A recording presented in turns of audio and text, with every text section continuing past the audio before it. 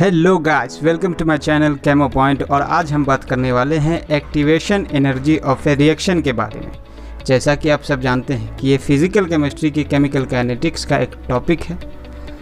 ये board exams के लिए रेगुलरली पूछे जाने वाले सवालों में से एक है। इसके साथ ही ये other competitive exams like JEE, NEET, इन सब के लिए भी उतना ही इम्पोर्टेंट है। अगर आपने ये वीडियो पूरा देखा तो मैं आपको गारंटी देता हूँ कि आज के बाद आप कभी भी इस टॉपिक को भूलेंगे नहीं। तो बिना किसी देरी के चलिए शुरू करते हैं। वीडियो शुरू करने से पहले आप सबसे रिक्वेस्ट है कि मेरे इस चैनल को सब्सक्राइब करें और विद्या के मंदिर में आए हो तो घंटा भी बजा दो यार। तो चलो भाई लोग शुरू करते हैं। Activation energy of a reaction, आसान भाषा में कहे तो ज़बरदस्ती वाली एनर्जी। मान लो कि आप किसी काम को करते करते थक गए हो मगर कुछ रिजल्ट नहीं आ रहा। आप थक हार के बैठ जाते हो, यानी आपकी एनर्जी लेवल लो हो जाती है। तभी दंदनाते हुए 2 जूते आपके पिछवाड़े को लाल कर जाते हैं। जी हाँ, आपके पिताश्री अब्बा हुजूर के बरसाए हुए जूते, जिसके पड़ते ही आपकी एनर्जी फिर से एक्टिवेट हो जाती है और आप काम पे फिर से लग जाते हो। अब ये जो एक्स्ट्रा एनर्जी जो आपको एक्टिवेट करने के लिए आपके अब्बा हुजूर ने लगाई, उसे ही एक्टिवेशन एनर्जी कहते हैं। लो आ गया समझ में? तो चलो अब डिटेल में इस पर बात करते हैं। तो कहानी शुरू होती है कोलिजन थ्योरी से। जी हाँ, टक्कर वाला कोलिजन, कोलिजन एंड कोलिजन। अब रिएक्शन कराने के लिए मॉलिक्यूल्स को आपस में कोलाइड कराना पड़ता है। एक्चुअली में only a fraction of collision product form करने के लिए रिस्पॉन्सिबल है। अब 2 मॉलिक्यूल जब आपस में कोलाइड करेंगे तो 2 बातें होंगी, या तो खोपड़िया फूटेगा या फिर नहीं फूटेगा। तो कोलिजन 2 तरह के होते हैं, इफेक्टिव कोलिजन यानी फूटेगा और इनइफेक्टिव कोलिजन यानी कि नहीं फूटेगा। तो बात करते हैं इफेक्टिव कोलिजन्स की। तो इफेक्टिव कोलिजन होने के लिए रिएक्टेंट मॉलिक्यूल की एनर्जी इक्वल टू और ग्रेटर देन थ्रेशोल्ड एनर्जी होनी चाहिए। अब पूछोगे थ्रेशोल्ड बाबा कौन है? तो देखो भाई, हर किसी की खोपड़िया का क्वालिटी जो है वो अलग होता है। मेरी मजबूत, तुम्हारी कमज़ोर। अब खोपड़िया फोड़ने के लिए जिस मिनिमम एनर्जी से कोलाइड करना पड़ेगा उसे कहते हैं थ्रेशोल्ड एनर्जी। तो इफेक्टिव कोलिजन होने के लिए थ्रेशोल्ड एनर्जी के बराबर या फिर उससे ज़्यादा एनर्जी होना शर्त है। इफेक्टिव कोलिजन के लिए एक और शर्त है प्रॉपर ओरिएंटेशन, यानी सही दिशा। सही दिशा। अब खोपड़िया फोड़ने वाला खेल चल रहा हो और हम दोनों मिलके कंधे से कंधा टकराए तो खोपड़िया कैसे फूटेगा, कैसे चलेगा? हाँ, सही दिशा का होना बेहद ज़रूरी है। अब इसी बात पर एक जोक याद आ रहा है। बोर्ड एग्ज़ाम्स के टाइम हमारे ग्रुप में एक लड़का था जो पूरे ग्रुप में सबसे ज़्यादा मेहनत करता था। सुबह 4 बजे से रात 1 बजे तक रेगुलर रट्टा मारता था। उसको देख के हमारे फादर हमें डांट लगाते थे कि कुछ सीखो उससे। बहुत डांट सुनी। फिर क्या, एग्ज़ाम्स हुए, सब पास हुए, सिर्फ वो लौंडा फेल हो गया।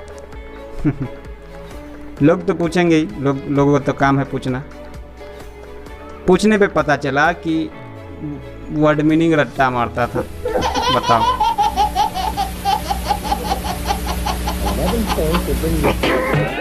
तो हम यहाँ से ये कह सकते हैं कि उसकी एनर्जी थ्रेशोल्ड एनर्जी से भी ज़्यादा थी, लेकिन सही दिशा में नहीं थी। प्रॉपर ओरिएंटेशन नहीं था उसका। इस वजह से उसका इफेक्टिव कोलिजन रिजल्ट नहीं हो पाया। तो इफेक्टिव कोलिजन होने के लिए थ्रेशोल्ड एनर्जी के साथ साथ प्रॉपर ओरिएंटेशन भी शर्त है। तो अब आते हैं इनइफेक्टिव कोलिजन्स पर। If reactant molecules does not possess threshold energy, अगर रिएक्टेंट मॉलिक्यूल्स थ्रेशोल्ड एनर्जी के लेवल तक नहीं पहुंच पा रहे तो इस केस में आपका इंटरमीडिएट जो अनस्टेबल होता है और जो ब्रेकअप होकर प्रोडक्ट बनाता है वो इंटरमीडिएट बनेगा ही नहीं, तो केमिकल रिएक्शन होगा ही नहीं। अक्सर केसेस में ऐसा ही होता है। तो इफ़ेक्टिव कोलिजन करवाने के लिए अब या केमिकल रिएक्शन करवाने के लिए आपको अलग से एनर्जी की ज़रूरत पड़ेगी। इस एडिशनल एनर्जी को एक्टिवेशन एनर्जी कहते हैं। ठीक उसी तरह जैसे आप अपनी खोपड़ियाँ फोड़ने की कोशिश कर रहे हैं लेकिन फूट नहीं रही, तो आपका बेस्ट फ्रेंड आकर क्या करेगा? वो आएगा और एक्स्ट्रा एनर्जी देकर आपका खोपड़ा फोड़ देगा। तो उम्मीद है कि आप लोगों को एक्टिवेशन एनर्जी का ये टॉपिक अच्छे से समझ में आ रहा होगा। तो अब हम बात करते हैं एक्टिवेशन एनर्जी के ग्राफ पर। तो गौर से देखिए इस ग्राफ को। इसमें जो वाई एक्सिस है वो पोटेंशियल एनर्जी लेवल है और जो एक्स एक्सिस है वो रिएक्शन कोऑर्डिनेट, और ये जो पहाड़ की चोटी है ये है थ्रेशोल्ड एनर्जी लेवल। अब जैसे ही हम मॉलिक्यूल्स को एक्टिवेशन एनर्जी देते हैं तो वो थ्रेशोल्ड के लेवल को पहुंचेगी और फिर एनर्जी लूज़ करके प्रोडक्ट बनाएगा। अब आप इस ग्राफ में देख रहे हैं कि रिएक्टेंट का एनर्जी लेवल ज़्यादा था और प्रोडक्ट की एनर्जी लेवल कम, तो जाहिर है कि एनर्जी या हीट लॉस हुआ, तो ये एक्सोथर्मिक रिएक्शन हुआ और डेल्टा एच की वैल्यू यहाँ पर नेगेटिव होगी।